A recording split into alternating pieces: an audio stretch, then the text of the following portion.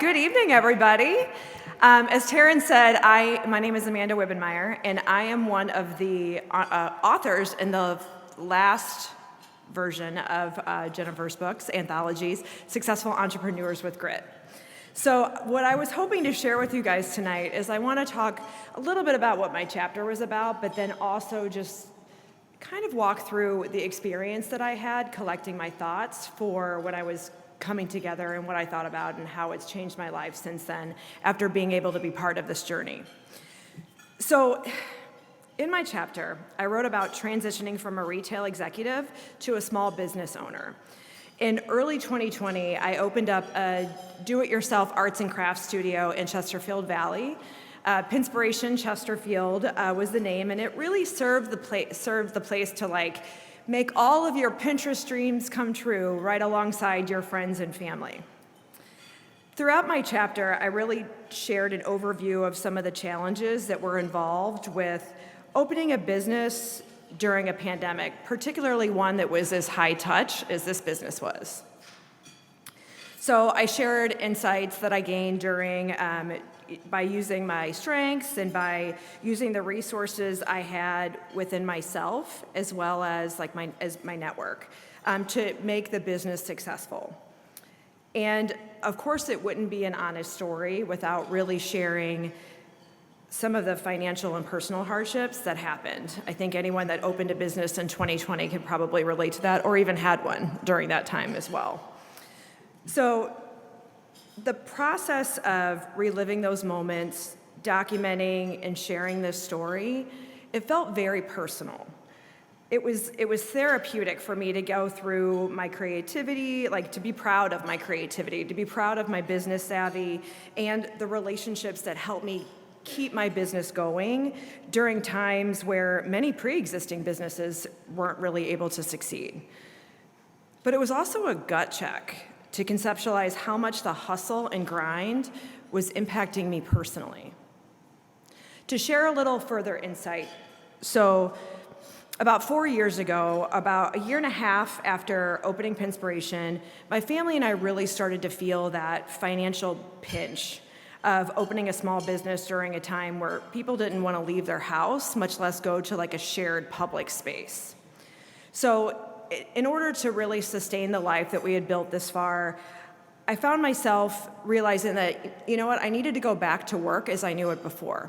And I went back to work again, in bigger box retail because it meant additional income, but it also really allowed me to go back to leading larger teams, which was something that I missed a lot more than I thought that I would by going from a big retail atmosphere down to a small business.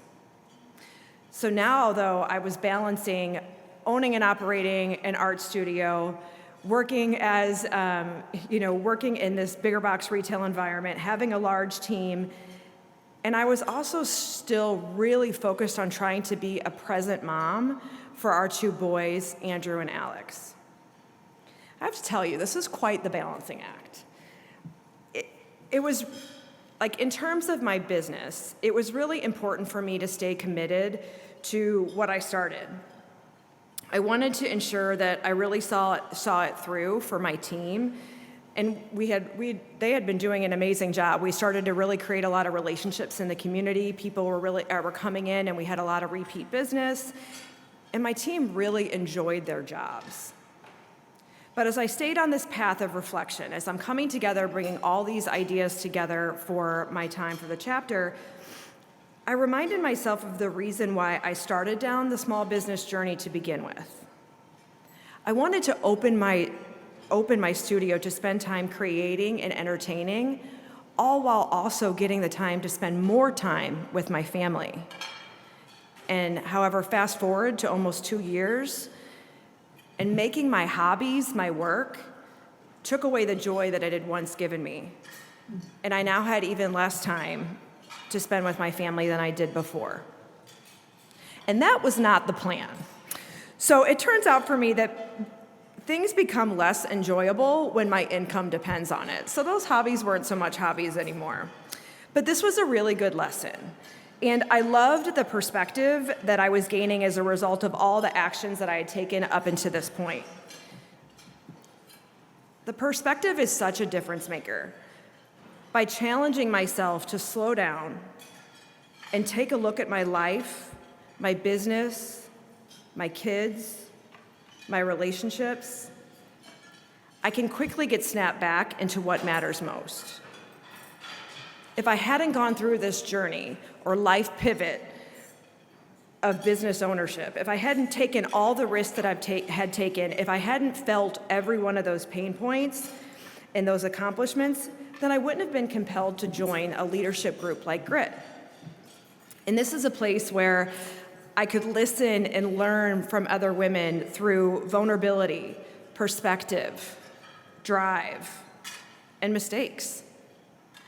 I joined this community for me, a way to challenge myself, to keep building myself, my leadership, my self-worth, especially during a time where those areas were really challenged for me personally. So writing the chapter and taking the time to look back at the last few years helped me give myself permission to make the decision that would better balance my life. Doesn't that sound crazy? I had to give myself permission to make the decision to be happy. However, in that same breath, I started wondering, how could I be in a book that's titled Successful Entrepreneurs with Grit and then close the business that I deemed successful 2 short months later? As you can probably tell, there were lots of thoughts floating through my head. I felt like I had about 10 different personalities throughout this time. And I was thinking all the time, like, I'm worried about how closing could be perceived by those that knew me. Does this mean that I failed? Is that embarrassing? How would it feel for the team that worked for me? And how would it make my family feel? I really let that weigh on me. And then I kicked myself in the ass. So what? So what that I was closing it? So what that I made a choice to move forward? So what that I don't have all the best answers all the time? But I will tell you what. A few other things happened over this journey. So about 6 years of me invested doing a lot of different things. There are several things that I'm really proud of. And to have this come full circle, I want to share those with you right now. So for 5 years, my studio fluctuated between the highest and the second highest sales volume studio in the entire franchise. We increased sales, traffic, and transactions every year, year over year. We held an almost perfect 5-star customer service Google rating every single year of the business. I grew my staff from 3 artists to 9. I developed 2 artists to studio managers, and I even helped one open up her own independent studio. I held very minimal team turnover of my team. I even negotiated a TV segment on a local daytime TV program for free. And yes, and I served as a vice president on a franchisee council where my role was to give CEOs feedback on how they could best support their franchisees from continuing to excel during a pandemic. I created fundraisers to support local schools through their PTOs. With the patience and support of my husband, I stayed married. And with the open arms and ears of my family and friends, I stayed engaged in my life and theirs. My boys are now in high school and middle school, and they're learning who they are. But throughout this entire journey, they knew the ongoing support of 2 parents that never let them doubt their importance. I joined an amazing group of women that support each other by asking questions, listening to one another, and selflessly offering to support one another because that's just what feels right to them. And guess what else? I also became an international best-selling author because of this journey. Yes.